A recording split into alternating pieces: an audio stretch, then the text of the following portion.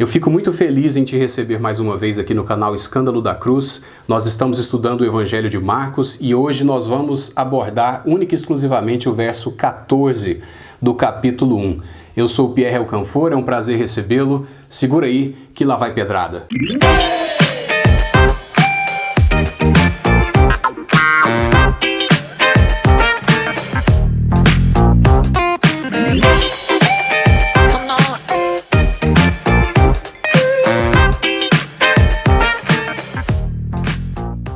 Muito bem, o verso 14 começa da seguinte maneira. Depois que João foi preso, Jesus foi para a Galileia pregando o Evangelho de Deus. As circunstâncias e as causas pelas quais João foi preso vão ser trabalhadas lá no capítulo 6. Então hoje eu não vou trabalhar esse assunto porque nós temos temas essenciais, importantíssimos para a compreensão das Escrituras. Aqui aparece a palavra Evangelho e a gente precisa mais uma vez parar e se perguntar, o que significa Evangelho? Evangelho, eu acho que a gente trabalhou rapidamente no primeiro vídeo, significa simplesmente boas novas, boas notícias, né? Essa palavra foi usada em contextos militares antes disso, quando algum soldado voltava trazendo alguma boa notícia sobre a batalha. Mas aqui vai ter uma conotação um pouco diferente. Então, evangelho significa isso, boas novas ou boas notícias. Mas que boas notícias são essas? Eu não gostaria de dar a minha opinião, certo? Nós fizemos um acordo já aqui no primeiro vídeo que eu não apresentaria a minha interpretação ou não daria a minha opinião. Então nós vamos buscar na Escritura o significado de evangelho, conforme ficou claro nos discípulos, nos outros evangelhos, nas cartas, em toda a Escritura. Então vamos começar vendo um pouquinho dessas passagens para a gente clarear o assunto. Paulo, escrevendo aos Romanos, disse uma coisa muito interessante.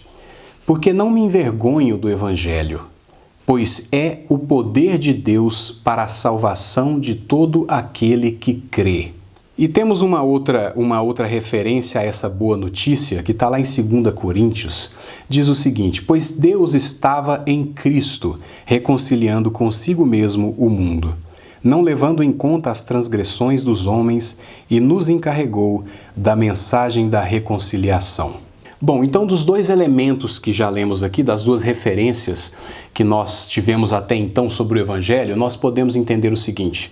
Primeiro, ele é o poder de Deus para salvar aquele que crê.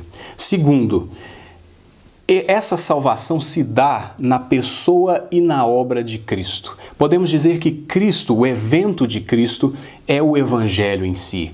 Podemos dizer que através de Cristo o poder de Deus para salvar se efetiva. Então, o poder de Deus para salvar é o próprio Cristo, né? Nas duas referências que tivemos. Agora, eu quero que você preste atenção em uma coisa. Primeiro, o homem precisa de salvação. De acordo com tudo que lemos até aqui. O homem precisa de salvação. E é claro que essa mensagem, essa é uma das primeiras palavras de Jesus aqui registradas, então é interessante como isso não se harmoniza muito bem com uma mensagem que o homem gostaria de ouvir hoje. Então acho que seria muito mais interessante, se a ideia fosse popularidade, você começar dizendo, você é Deus, ou você é um ser capaz, lindo e pleno, descubra o Deus interior, ou qualquer coisa do tipo, que soasse um pouco mais nova era, um pouco mais otimista, né? Mas Jesus, ele já entra de sola. Ele entra de sola no verso seguinte, ele vai dizer arrependam-se, né? Pegando aí exatamente de onde João Batista parou. Ele vai dizer arrependam-se. Então, há aqui, obviamente, Jesus está apontando para a nossa necessidade de salvação. A Bíblia já começa aqui no Novo Testamento, que é onde nós começamos estudando, já começa sendo um pouco divergente em relação ao que seria esperado de um livro de autoajuda popular, né? Em que você é orientado a se olhar no espelho e dizer que você é lindo e dizer que você tem todo o potencial e que basta vibrar positivo que o universo vai responder e que você tem a força e tal. Já não começa assim. O Evangelho já começa dizendo arrependam-se. creiam no Evangelho. E o Evangelho é o poder de Deus para salvar. Se está tudo bem, aquele que não precisa se arrepender de nada, então, obviamente, ele não tem porquê, ele não precisa de mudança, ele não precisa de transformação, ele não precisa de salvação. E é interessante porque Jesus disse que ele veio para os doentes, né? Ele veio para os doentes e não para os sãos. Agora a pergunta que fica, existe alguém que não seja doente? Porque à medida que você for estudar esse texto em que Jesus diz que veio para o doente, nós vamos ter tempo de fazer isso, fica claro que na verdade Jesus veio para aqueles que sabem que são doentes. E há aqueles que acham que não estão doentes e que não precisam de salvação. Então Jesus veio para os que sabem, né, e não para aqueles que ignoram a doença. A Bíblia então não é essa orientação para se olhar no espelho e afirmar coisas positivas, mas ela é o próprio espelho que revela a necessidade de salvação e arrependimento. Ok, agora como se dá essa salvação? Nós estamos falando em salvação, em poder de Deus para salvar, mas exatamente como acontece essa salvação? Eu quero começar com as palavras de Jesus e a gente segue adiante, ok? Então vamos seguir comigo aqui alguns versos. Jesus, um pouco antes da sua crucificação, ele disse assim, o relato é o seguinte: tomando o pão e tendo dado graças, partiu e entregou a eles, dizendo: isto é o meu corpo, dado em favor de vós. Fazei isto em memória de mim. Da mesma forma, depois da ceia tomou o cálice, dizendo: este cálice é a nova aliança em meu sangue, derramado em favor de vós. Nós temos aqui já então uma indicação de que o corpo e o sangue de Jesus foram derramados, foram moídos em favor de nós. Mas vamos seguir. Como seria isso? Será que simplesmente Jesus veio dar um exemplo de como viver, um exemplo de como nos relacionar com os outros? Será que ele foi um modelo simplesmente de como devemos ser? E em consequência de tudo que ele disse, as pessoas não compreenderam, ele terminou na cruz, ele acabou sendo crucificado, mas simplesmente porque as pessoas não tiveram capacidade de suportar o que ele disse. Então a cruz seria quase que um chamariz, seria quase que esse evento que leva a nossa atenção até ele para que a gente pudesse entender ou prestar atenção em tudo que ele fez, em tudo que ele disse. Então, a cruz seria esse evento que atrai a nossa atenção. Então, atraindo a nossa atenção, a gente automaticamente ouviria o que ele disse e testemunharia o que ele fez. Então, ele seria como um modelo ou um exemplo. Será que é isso o que a Bíblia está dizendo? Então eu vou continuar lendo com vocês para a gente saber exatamente o que é derramar o sangue em favor de nós. Vamos entender o que é isso.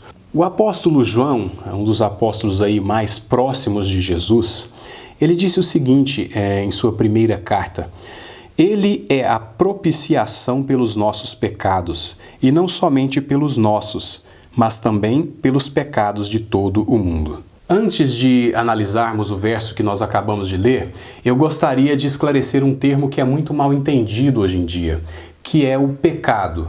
A gente começou a dar uma pincelada nisso quando eu falei sobre a tentação, e eu falei que a tentação tinha a possibilidade de nos fazer, de nos afastar do caminho de Deus e de colocar no lugar de Deus o nosso ego. Então o raciocínio vai servir para cá também. Se a gente for traduzir pecado de uma forma literal, ele seria errar o alvo, desviar do caminho. Então todas as vezes em que eu coloco os meus caminhos acima dos caminhos de Deus, todas as vezes que eu coloco a minha vontade acima da vontade de Deus, e eu me desvio dos caminhos de Deus, então isso é sinônimo de pecado, tá? Eu quero só dar esse esclarecimento porque nós vamos ouvir esse termo muitas vezes a partir de agora, e isso pode soar estranho na sua cabeça porque essa palavra ela já caiu em desuso há muito tempo, mas ela é fundamental para a doutrina cristã, para a compreensão da Bíblia.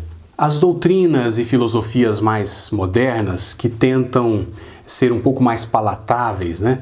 Usar uma linguagem mais acessível, menos chocante à mente humana, elas vão substituir esse termo pecado, elas não vão usar mais esse termo pecado, mas a gente acaba caindo na mesma situação, ainda que você diga que a pessoa agiu por ignorância, ou agiu de forma contrária às leis, em desarmonia com o universo, não interessa a forma pela qual você queira chamar isso, continua sendo um agir diferente da vontade de Deus, um agir que desvia dos caminhos de Deus, é a mesma coisa. Então fica com isso na cabeça para a gente começar a analisar os versos a partir de aqui. Muito bem, então aqui nós temos mais uma informação que pode nos ajudar a entender o que exatamente é derramar o sangue. E essa informação está na palavrinha propiciação. Vamos entender propiciação no contexto, vamos entender como isso surgiu, porque esse é um sistema que foi instituído lá no Antigo Testamento por Deus e era a forma pela qual o homem alcançava o perdão dos seus pecados. Eu quero ler então com vocês lá no livro de Levítico uma breve explicação sobre a propiciação para a gente fazer uma ponte com a propiciação conforme foi mencionada pelo apóstolo João. Em Levítico capítulo 5, versos 5 e 6, está escrito o seguinte: quando alguém for culpado de qualquer dessas coisas, confessará em que pecou, e pelo pecado que cometeu, trará ao Senhor uma ovelha ou uma cabra do rebanho como oferta de reparação, e em favor do culpado, o sacerdote fará propiciação pelo pecado. Bom, então aqui nós entramos naquele assunto que, se eu não me engano, eu mencionei no vídeo anterior, da substituição. O homem comete um pecado, esse pecado se torna um abismo entre ele e Deus. Esse pecado se torna um obstáculo no relacionamento com Deus. Então ele precisa ser reparado, a relação precisa ser reconciliada, refeita. Então o homem, ele transfere os seus pecados a essa ovelha, a esse cordeiro. É claro que isso está apontando para o sacrifício de Cristo, mas não vamos entrar nisso agora. Ele transfere os seus pecados à ovelha e a ovelha é sacrificada em lugar dele. E ali acontece o perdão dos pecados. Muito bem, isso é o que João tem em mente quando ele fala propiciação, né? Nós estamos dentro desse contexto judaico. João não está inventando a palavra propiciação e eu não posso inventar um significado para a palavra propiciação. Propiciação é exatamente isso que eu estou te falando. Então, quando João diz que Jesus é a propiciação pelos nossos pecados, automaticamente nós estamos vendo Jesus como substituto, aquele que leva sobre ele todos os meus pecados. E aquele que é o meu substituto, aquele que sofre o peso da justiça de Deus, aquele que se coloca diante de um Deus santo, puro, justo e sofre toda a carga, todo o peso dessa justiça e dessa perfeição em meu lugar, para que eu não precise sofrê-la. E é interessante, eu não vou ler com vocês, mas vocês podem ler lá no Evangelho de João, no capítulo 1, que quando Jesus aparece, João Batista vai dizer o seguinte: este é o Cordeiro de Deus que tira o pecado do mundo. Essa é, inclusive, se eu não me engano, um rito comum na Igreja Católica, né? A repetição dessa frase. Essa frase está lá no Evangelho de João. Este é o Cordeiro de Deus. Então você perceba que existe uma referência direta ao Antigo Testamento e todo esse sistema da propiciação, da expiação, da substituição. Então aqui a gente começa a se distanciar desse conceito de um simples exemplo, de que Jesus veio simplesmente oferecer um exemplo. Não, ele é a propiciação pelos nossos pecados. É claro que ele foi um exemplo, né? É claro que ele é um modelo, mas não é só isso. Se você foca a sua atenção única e exclusivamente no modelo e no exemplo, então você está perdendo o coração do Evangelho, que é esse aspecto da propiciação. Mas se você ainda não está convencido, se você acha ainda que pode ter algum nível de interpretação no que eu estou dizendo, eu quero ler um pouquinho mais com você, tá? Um pouquinho mais, alguns versos a mais, para a gente ver isso acontecendo em toda a Bíblia. E a gente não tenha dúvida, né? Eu não estou dizendo que você deve aceitar ou acreditar no que eu estou dizendo. Eu ficaria contente em simplesmente você chegar à conclusão de que a Bíblia diz isso. Então, você deveria dizer, ainda que ela diga isso, eu não acredito, ou eu não concordo, né? Tudo bem, nós somos livres para acreditar naquilo que a gente bem entender. mas eu quero pelo menos que você saiba o que a Bíblia diz, para que você tenha a oportunidade de dizer, ainda que ela diga isso, eu não acredito. Né? Tudo bem, isso é justo. É mais justo do que se enganar pensando que você crê na Bíblia, ou pensando que a sua religião ou doutrina, ela segue a Bíblia. Então, no mínimo, você teria a oportunidade de dizer, não, eu não creio na Bíblia.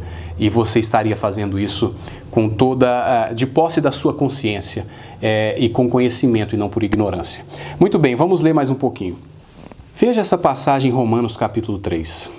Porque todos pecaram e estão destituídos da glória de Deus, sendo justificados gratuitamente pela sua graça, por meio da redenção que há em Cristo Jesus, a quem Deus ofereceu como sacrifício propiciatório por meio da fé, pelo seu sangue, para demonstração da sua justiça. Na sua paciência, Deus deixou de punir os pecados anteriormente cometidos. Interessante que o termo propiciação aparece novamente, e aí a gente responde àquela pergunta que a gente fez no início do vídeo. Há quem não seja doente? Não. Todos pecaram e destituídos estão da glória de Deus. Vamos mais um pouquinho. Em Hebreus capítulo 9 nós vemos o seguinte: E como está ordenado aos homens morrerem uma só vez, vindo depois do juízo, assim também Cristo, oferecendo-se uma só vez para levar os pecados de muitos, aparecerá a segunda vez, não por causa do pecado, mas para a salvação dos que esperam por ele. Quero ler ainda Colossenses capítulo 1, lá no verso 13, nós lemos o seguinte: Ele nos tirou do domínio das trevas e nos transportou para o reino do seu Filho amado, em quem temos a redenção, isto é, o perdão dos pecados. Por fim, veja comigo em Romanos capítulo 5. Mas Deus prova o seu amor para conosco ao ter Cristo morrido por nós, quando ainda éramos pecadores. Assim, agora justificados pelo seu sangue, muito mais ainda seremos por ele salvos da ira. Bom, eu acho que já é o suficiente. Nós poderíamos passar aqui lendo muito tempo, não é o objetivo. Eu acho que já é suficiente para você ver que algo mais, algo além do exemplo está sendo oferecido aqui. Jesus não é um simples exemplo. A sua morte, o seu sacrifício, nessa morte, algo muito mais profundo estava acontecendo. Cristo estava tomando sobre ele a nossa desgraça. Eu quero que você entenda que toda a sua escuridão, que todo o seu inferno, que tudo que te separava de Deus estava sendo colocado em cima dos ombros de Jesus. E ele estava levando isso na cruz, ele estava carregado de mim e de você e realizando essa obra, conforme nós vimos, essa obra de propiciação, de expiação. E é óbvio que, ainda que ele seja um exemplo e um modelo, ele não é só isso. Eu peço desculpas a você, porque eu estou lendo muitas passagens nesse vídeo aqui. Mas é que esse vídeo, ele é o vídeo mais importante de toda a nossa série. Se você não assistisse mais nada, se você não tivesse entendido nada do que eu disse até aqui, e se você nunca mais me assistir, tudo bem se você entendeu o que eu disse nesse vídeo. É por isso que eu não vou ter pressa e não vou poupar algumas leituras essenciais para que você feche o seu entendimento sobre o que a Bíblia fala sobre isso, tá? Então eu quero ver com você, para a gente fechar, a gente leu aqui o Novo Testamento. Eu quero te mostrar que isso já estava sendo dito no Antigo Testamento. Eu vou ler aqui mais uma vez um profeta que escreveu 700 anos antes de Jesus nascer. E quando ele falava sobre o que o Messias faria, ele vai mencionar algo que vai ser muito coerente com tudo que lemos até aqui. Então eu peço sua atenção e paciência para a leitura do capítulo 53 do livro de Isaías. Entra na vibe aí que vai valer a pena. Diz assim o texto: Quem creu na nossa pregação? A quem se manifestou o braço do Senhor? Foi crescendo como renovo diante dele, como raiz que sai de uma terra seca. Não tinha formosura nem beleza. Quando olhávamos para ele, não víamos beleza alguma para que o desejássemos. Foi desprezado e rejeitado pelos homens, homem de dores e experimentado nos sofrimentos. E como um de quem os homens escondiam o rosto, foi desprezado, e não lhe demos nenhuma importância. Verdadeiramente ele tomou sobre si as nossas enfermidades e levou sobre si as nossas dores. E nós o consideramos aflito, ferido por Deus e oprimido. Mas ele foi ferido por causa das nossas transgressões e esmagado por causa das nossas maldades. O castigo que nos traz a paz estava sobre ele, e por seus ferimentos fomos sarados. Todos nós andávamos desgarrados como ovelhas, cada um se desviava pelo seu caminho. Mas o Senhor fez cair a maldade de todos nós sobre ele. Ele foi oprimido e afligido, mas não abriu a boca. Como um cordeiro que é levado ao matadouro, e como a ovelha muda diante dos seus tosqueadores, ele não abriu a boca. Foi levado por juízo opressor, e a sua descendência quem a considerou? Pois ele foi tirado da terra dos viventes, ferido por causa da transgressão do meu povo. Deram-lhe uma sepultura com os ímpios, e ficou com o rico na sua morte, embora nunca tivesse cometido injustiça, nem houvesse engano na sua boca. Contudo, foi da vontade do Senhor esmagá-lo e fazê-lo sofrer. Apesar de ter sido dado como oferta pelo pecado, ele verá a sua posteridade, prolongará os seus dias, e a vontade do Senhor prosperará nas suas mãos. Ele verá o fruto do trabalho da sua alma e ficará satisfeito. Com o seu conhecimento, o meu servo justo justificará muitos e levará sobre si as maldades deles. Por isso eu lhe darei uma porção com os grandes, e ele repartirá o despojo com os poderosos, porque derramou a sua vida até a morte e foi contado com os transgressores. Mas ele levou sobre si o pecado de muitos e intercedeu pelos transgressores. Ok, eu não preciso dizer mais nada, eu acho que uma leitura atenta desse texto já disse tudo. Isso foi escrito muito antes de Jesus nascer, e toda a explicação que está sendo dada depois que Jesus nasceu faz todo sentido e é coerente com tudo que havia sido dito. Então eu quero mostrar para vocês a unidade da Bíblia. Então, mais uma vez, foi um prazer gravar esse vídeo com vocês. Eu considero esse vídeo o vídeo fundamental. Se você nunca mais assistir nada, que bom que você chegou até aqui. Essa é a mensagem do Evangelho, esse é o coração do Evangelho. Todo o resto é periférico. Todo o resto traz até aqui, até o centro do que nós discutimos aqui. É um prazer, eu espero ver você no próximo vídeo. Que Deus te abençoe. Grande abraço.